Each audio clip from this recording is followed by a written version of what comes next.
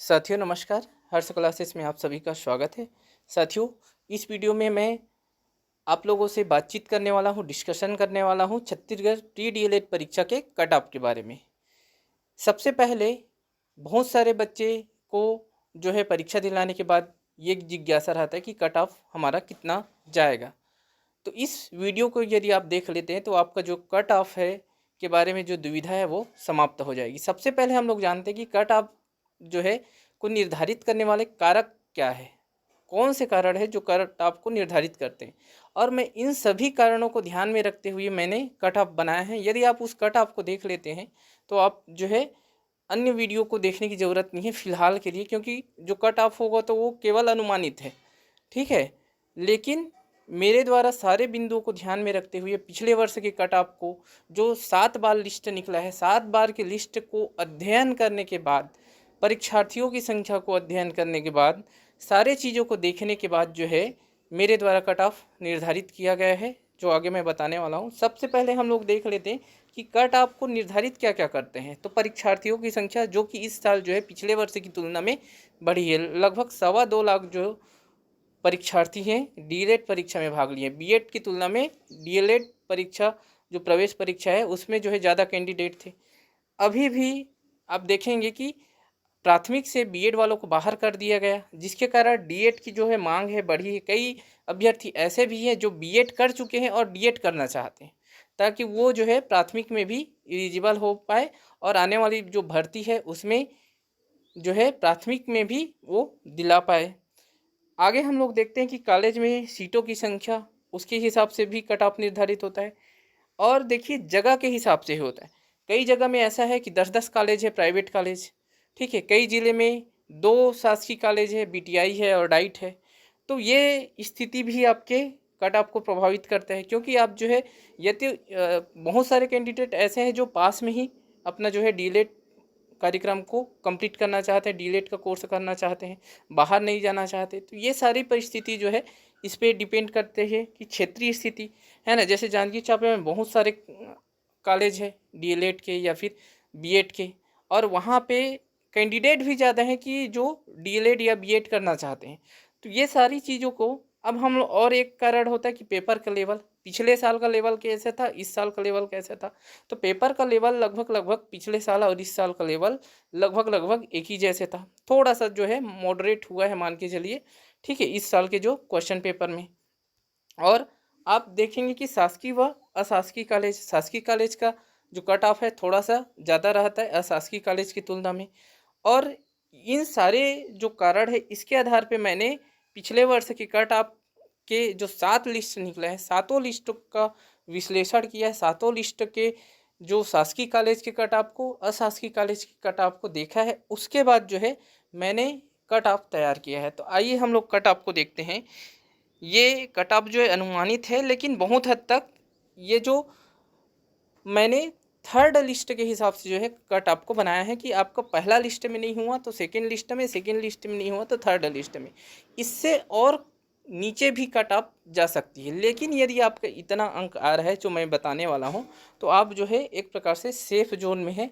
आपका पहले लिस्ट में नहीं होगा तो सेकंड में, सेकंड में नहीं होगा तो थर्ड लिस्ट में आपके जो सिलेक्शन होने की संभावना है। आप जो है यदि आप शासकीय कॉलेज में करना चाहते हैं तो शासकीय कॉलेज वेट कर सकते हैं। मान लीजिए पहला लिस्ट में आपका शासकीय कॉलेज में नहीं आया तो आप जो है वेट कर लीजिए, सेकंड लिस्ट में हो सकता है आ जाए, थर्ड लिस्ट में हो जाएगा। वैसे भी आपका जो जब फर्स्ट लिस्ट निकलेगा तो उसमें भी आपको अनुमान हो जाएगा। मैं तब वीडियो फिर से बना दूंगा आपको, और पता चलेगा कि आपका सेकेंड लिस्ट में आने की संभावना है या नहीं है। उसके हिसाब से मैं फिर से एक सेपरेट वीडियो जब काउंसलिंग होते रहेगा उस समय बनाऊँगा। अभी हम लोग देखते हैं कि ये जो कट ऑफ है थर्ड लिस्ट में मैं अनुमानित किया हूँ कि थर्ड लिस्ट तक में जो है ये जो है आपका इतना कट अगर नंबर बन रहा है तो आपका जो है सिलेक्शन हो सकता है। इससे और नीचे जा सकता है, क्योंकि फिफ्थ, सिक्स, सेवन्थ 7 बार पिछले वर्ष जब आप देखेंगे कि 7 बार जो है लिस्ट निकला हुआ है। इसमें देखिए कट ऑफ जो है मैंने जो तैयार किया है, आप देख सकते हैं शासकीय कॉलेज मेल के लिए और फीमेल के लिए, अशासकीय कॉलेज और मेल के लिए और फीमेल के लिए। अब इसमें भी देखेंगे तो आप पाएंगे कि जो नॉन साइंस वाले हैं वो नॉन साइंस वाले यहाँ पे गलती से हो गए हैं, ठीक है। ध्यान नहीं आया था, इसलिए शासकीय कॉलेज में क्या होता है, साइंस और नॉन साइंस ऐसा जो है दो भागों में बांटा नहीं होता है। केवल जो है साइंस या फिर नॉन साइंस करके नहीं रखते, एक साथ जो है ओबीसी एसटी एचसी ऐसे करके जो है शासकीय कॉलेज में होता है। हम देखें कि शासकीय कॉलेज में अगर आप साइंस की बात करें तो देखिए साइंस के जनरल का कट ऑफ जो है यदि आपका 61 नंबर आ रहा है तो आप जो है मेल है, और 61 नंबर यदि आपका बन जा रहा है तो आप सेफ हैं। आपका यदि आप अपने ज़िले के शासकीय कॉलेज में करना चाहेंगे तो मुझे लगता है कि आपका सिलेक्शन हो सकता है। पहला लिस्ट में नहीं होगा, सेकंड लिस्ट में नहीं होगा तो थर्ड लिस्ट में आप जो है वेट कर सकते हैं, ठीक है। उसी प्रकार यदि फीमेल हैं आप और सामान्य वर्ग से आते हैं तो 60 अंक यदि आपके हैं तो आपका जो शासकीय कॉलेज में सिलेक्शन होने की संभावना पूरी है, ठीक है। और आगे हम लोग देखें, ये साइंस का है। और ओबीसी के लिए यदि बात करें तो ओबीसी यदि 58 नंबर आपका आ रहा है तो आपका शासकीय कॉलेज में जो है संभावना है कि हो सकता है, यदि आप मेल हैं और जो है ओबीसी कैंडिडेट है। उसी प्रकार फीमेल के लिए 57, एक नंबर जो है कम मान के चलिए, वैसे आधा नंबर एक नंबर का डिफरेंस रहता है। पॉइंट में भी बहुत प्रभाव पड़ता है, आप देखेंगे जब काउंसलिंग का लिस्ट आएगा और प्रथम सूची जारी होगा तो पॉइंट में जो है बहुत जो है सारे कैंडिडेट होते हैं। तो मैंने एक एक नंबर का डिफरेंस इसमें लिया है। एससी कैंडिडेट है आपका 57 जो है मेल है तो आपका गवर्नमेंट कॉलेज में होने की संभावना रहेगा। 56 आपका फीमेल है तो भी आपका गवर्नमेंट कॉलेज में होने की संभावना रहेगा साइंस स्टूडेंट के लिए। इसी प्रकार से 54 है आपका यदि आप एसटी कैंडिडेट है, ठीक है, अनुसूचित जनजाति में आते हैं तो आपका शासकीय कॉलेज में होने की पूरी संभावना है अपने ही क्षेत्र में। और आप यदि 53 नंबर आप फीमेल हैं तो भी आपका शासकीय कॉलेज में होने की संभावना रहेगा। लगभग एक नंबर का डिफरेंस रहता है मेल और फीमेल में, ठीक है। उसी प्रकार से यदि आप देखें कि पहले शासकीय कॉलेज को ही देख लेते हैं, नॉन साइंस वाले स्टूडेंट हैं और यदि आपका देखिए जनरल कैंडिडेट है आपका 56 बन रहा है, नॉन साइंस है तो भी आपका शासकीय कॉलेज में होने की संभावना रहेगा। पिछले वर्ष इससे कम कट ऑफ गया था, मैंने इसमें कुछ एक्स्ट्रा जो है अंक जो है कुछ अंक बढ़ा के जो है कट ऑफ बताया हूँ ताकि आपका जो है इससे इतना अगर नंबर आ रहा है तो आप जो है एक मान के चलिए कि बिल्कुल सेफ जोन में है, आपका सिलेक्शन होने की पूरी संभावना है, ठीक है। उसी प्रकार यदि आप देखें कि फीमेल यदि 55 आ रहा है और नॉन साइंस वाले हैं तो आपका जो है सिलेक्शन शासकीय कॉलेज में हो सकता है। ओबीसी में 54 है और नॉन साइंस है तो इसमें जो है पहला दूसरा तीसरा लिस्ट तक आपका, पहला लिस्ट में भले नहीं हो लेकिन तीसरा लिस्ट तक जो है आपका नाम जो है आ सकता है यदि आप वेट करें तो।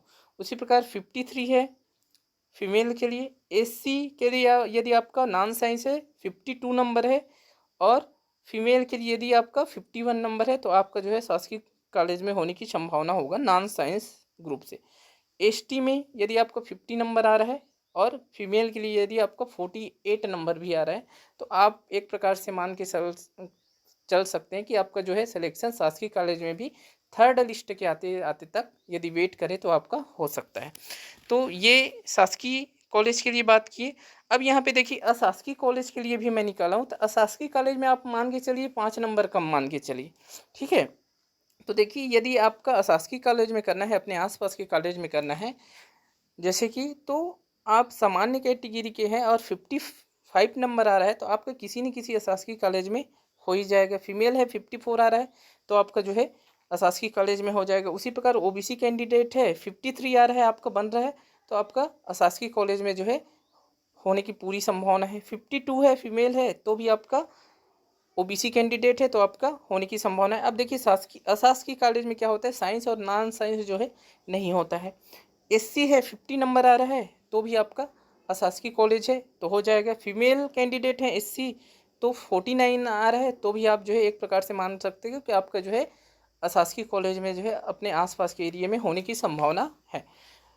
एसटी कैंडिडेट है 48 आ रहा है और आपका देखिए फीमेल है 47 आ रहा है तो भी आपका अशासकीय कॉलेज में होने की पूरी संभावना है, ठीक है। तो ये जो है मेन करके मान के चलिए 5 नंबर आप शासकीय कॉलेज में और अशासकीय कॉलेज में लगभग 5 नंबर का डिफरेंस रहता है। आप लिस्ट को देखेंगे, मेरे पास पिछले वर्ष का कट ऑफ लिस्ट है। अब पहला, दूसरा, तीसरा, चौथा, पाँचवा, छठवा 7 बार लिस्ट निकला हुआ था डीएलएड का। ठीक है, तो आप सारे जो कट ऑफ लिस्ट है उसको देख के मैं ये वीडियो बनाया हूँ, इसलिए जल्दी बाजी नहीं कर रहा था। तो आप उसमें देखेंगे कि शासकीय और अशासकीय कॉलेज में लगभग 5 नंबर का डिफरेंस है कट ऑफ में। तो इस हिसाब से मैं ये भी जो है कट ऑफ तैयार किया हूँ। तो साथियों, यदि आपको वीडियो पसंद आया तो वीडियो को लाइक कीजिएगा, और यहाँ पे और देख सकते हैं कि मैं ये सब जो है शासकीय कॉलेज के जो है पिछले वर्षों की कट ऑफ है, ये पहला लिस्ट का कट ऑफ है। इसके बाद देखिए ये भी पहला लिस्ट का कट ऑफ है, आप चाहे तो इसको स्क्रीनशॉट कर सकते हैं। ये जो है देखिए, ये शासकीय कॉलेज के जो कट ऑफ लिस्ट है, ये लास्ट जो लिस्ट निकला था उसका जो लिस्ट है। तो इस प्रकार से आप देख सकते हैं कि इन सभी आधारों को ध्यान में रखते हुए मेरे द्वारा जो है कट ऑफ तैयार किया गया है। तो इसी प्रकार आप देख सकते हैं कि ये जो कट ऑफ है वो अनुमानित है। अब देखते हैं कि जब काउंसलिंग होगा उस समय आपको एग्जैक्ट पता चल जाएगा। तो इस वीडियो में इतना ही, मिलेंगे नेक्स्ट वीडियो में, तब तक के लिए नमस्कार, धन्यवाद।